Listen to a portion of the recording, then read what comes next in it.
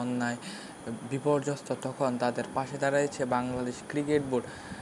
৩,০০০ পরিবারকে দিবে তারা সহায়তা। সেই জন্য মাল প্যাকেটিং সহ বিভিন্ন কাজে জড়িত আছে জিম কর্মীরা। সেখান থেকে যাবে ফেনী, নোয়াখালী, কুমিল্লা সহ আরও বিভিন্ন প্রত্যন্ত অঞ্চলে। সেখানে ক্রিকেটাররাও বিভিন্ন অনুদান দিয়েছে। নতুন বিসিবি প্রেসিডেন্ট ফারুক আহমেদ তাদের সাধুবাদ জানিয়েছে। এমন কাজকে সকলেই দেখবে ভালো চোখে। জিম কর্মীদেরও রয়েছে অবদান। তারা কষ্ট করে বন্যার্তদের পাশে রয়ে কষ্ট করে তারা মাল প্যাকেটিং সহ বিভিন্ন গাড়িতে তোলা নামার কাজ করে যাচ্ছে সারাদিন ধরে। তারাও তো মানুষ, বন্যার্তরাও তো মানুষ, পাশে দাঁড়ানোই তো এক মানুষের কাজ।